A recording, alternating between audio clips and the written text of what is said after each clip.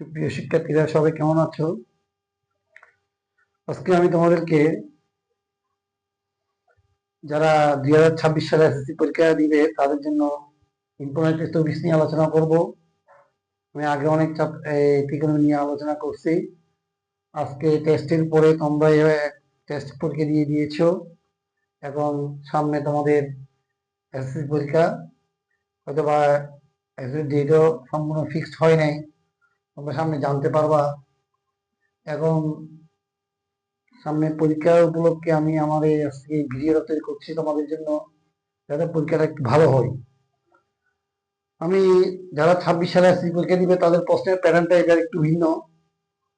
তারা সংক্ষিপ্ত সিলেবাস, তোমাদের প্রশ্নের প্যাটার্নটাও ভিন্ন, শর্ট সিলেবাস। এই তোমরা জানো যে তোমাদের প্রশ্নের মধ্যে গণিত বইয়ে গণিত বইয়ে 15টি সংক্ষিপ্ত প্রশ্নের মধ্যে 10টির উত্তর দিতে হবে। আর এটাই সত্য যে ত্রিকোণমিতি নবম অধ্যায়ের মধ্যে এই 15টি প্রশ্ন থেকে কমপক্ষে 2টি প্রশ্ন আসবে। কমপক্ষে তোমরা যদি এবার পরীক্ষা দিচ্ছ তোমরা জানো 2টি প্রশ্ন আসবে, এবং 2টি প্রশ্ন হলো 2 গুণ 4।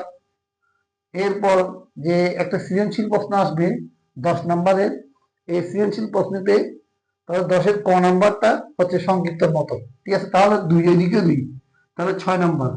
তোমরা যদি সংক্ষিপ্ত প্রশ্নের প্রিপারেশন নাও ত্রিকোণমিতিতে, তাহলে 6 নাম্বার প্রশ্ন এই অধ্যায় থেকে অবশ্যই পাবা। তাহলে আজকে আর এত কিছু বলবো না, আলোচনা চলে যায়।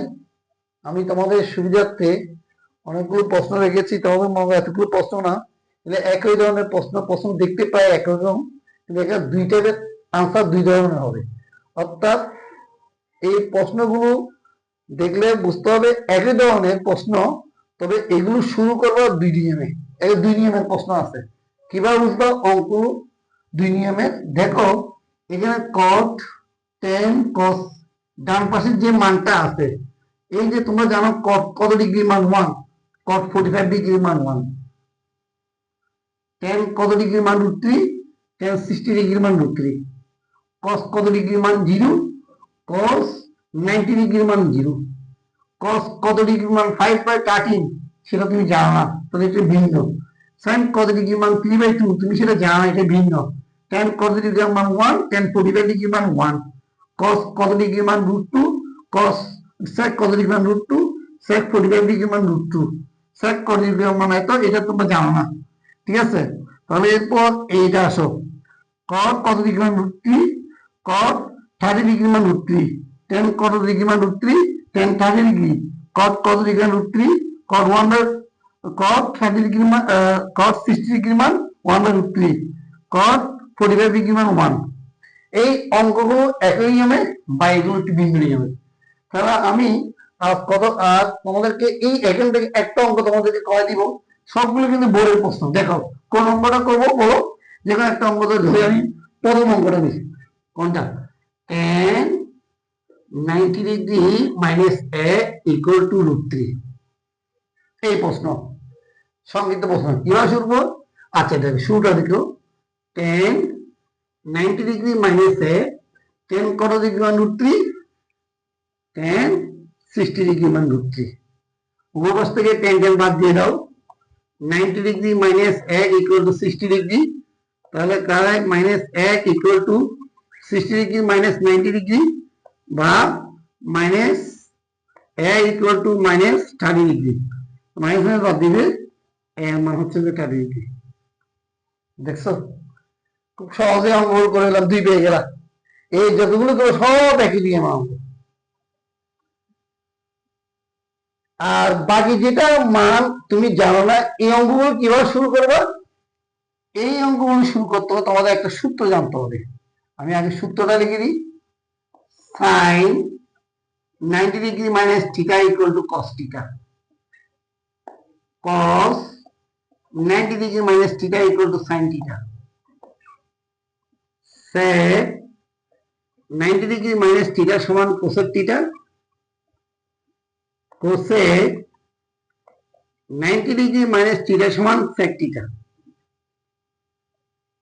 tan 90 ডিগ্রি মাইনাস থিটা সমান কট থিটা, কট 90 ডিগ্রি মাইনাস থিটা সমান টেন থিটা। এখন আমি তো সূত্রটা লিখছি, তোমরা বলতে পারো এগুলো অঙ্কগুলি কিভাবে আসছে, এই সূত্রগুলো কিভাবে আসছে আমি পরে দেখাবো। তো জানবে জয়া জয়া হিসাব, সাইনের সাথে কস, সেকের সাথে কোসেক, টেনের সাথে কট, এই জিনিসটা মাথায় রাখলে হবে তোমাদের। তাহলে আমি একটা অঙ্ক করে দিলি, তাহলে সূত্রটা কিভাবে আসছে তোমাদেরকে দেখাই দিবি। দেখো কোনটা করবো, তুমি একটা বলো, এটা বলো। তাহলে কস 90 ডিগ্রি মাইনাস থিটা সমান সমান 5/30।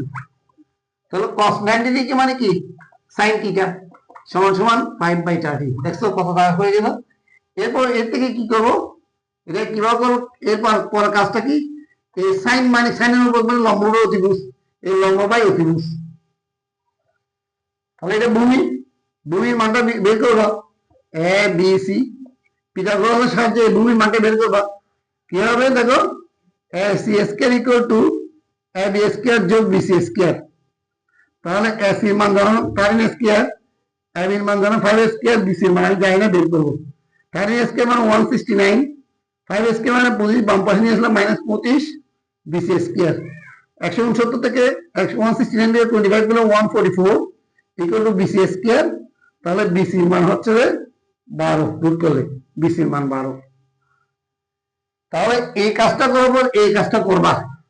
এরপর আমার কার মান বের করতে বলছে, কোসেক থিটার মান বের করতে বলছে।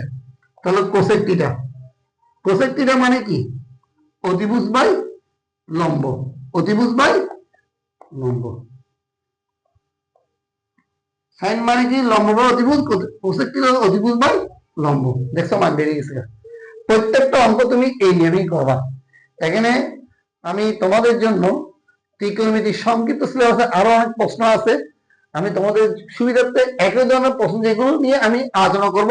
আজকে 1 নম্বর প্রশ্ন নিয়ে আলোচনা করতেছি, 1 নম্বর প্রশ্নের প্যাটার্ন এগুলো দেখবা। এরপর 2 নম্বর 3 নম্বর প্রশ্ন আমি ধাপে ধাপে আলোচনা করবো, ঠিক আছে। এখন দেখো তোমরা এই সূত্রটা বললাম না কিভাবে আসলো, এই সূত্রটা দেখো।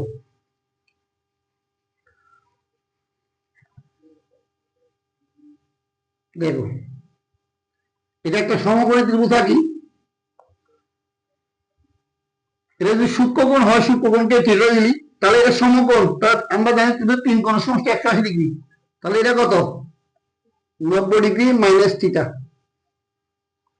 যদি এটা থিটা হলে এটা 90 ডিগ্রি মাইনাস থিটা। আচ্ছা আসো দেখো, এখন তুমি কি বের করবা, সাইন 90 ডিগ্রি মাইনাস থিটা সমান কত বের করবা, সাইন 90 ডিগ্রি মান। আচ্ছা আচ্ছা, এটাকে থিটা ধরো, এটা পুরো থিটা বিবেচনা করো। আচ্ছা এই থিটা, এটা এই থিটার জন্য সাইন থিটা, এখানে এই জাস্ট আমি 90 ডিগ্রি মাইনাস থিটাকে আমি কি মনে করতেছি, এক্স মনে করতেছি। তাহলে কি হয়, এক্স ধরি, তাহলে এটা এক্স ধরে। আচ্ছা তো সাইন এক্স মানে কি, সাইন মানে কি, এই লম্ব বাই অতিভুজ। তাহলে কি হয়, লম্ব হচ্ছে এটা বিসি, এই সাইনের জন্য লম্ব হচ্ছে বিসি বা অতিভুজ হচ্ছে এসি, ঠিক আছে। আচ্ছা সাইনের জন্য লম্ব বাই অতিভুজ। আচ্ছা এখন এই এই কোণ যদি এটা হয়, এই জিনিসটা হয়, এটা কি হবে, cos থিটা হিসেব করি। cos থিটা মানে কি, cos অনুপাত কি, ভূমি বাই অতিভুজ, এই ভূমি বাই অতিভুজ। দেখছো সাইন 90 ডিগ্রি মাইনাস থিটার মান যেটা, cos থিটার মান সেটা। বুঝতে পারছো কিনা, শুধু এটা না, প্রত্যেকটা অঙ্ক তুমি এটাই, জাস্ট আমি দেখালাম যে সাইন 90 ডিগ্রি মাইনাস থিটা মানে কি, cos থিটা কিনা সেটা দেখালাম যে চিত্রের মাধ্যমে। আজকে শিক্ষার্থীরা এতটুকু, তোমরা আমার এই ভিডিওটা বারবার দেখবা।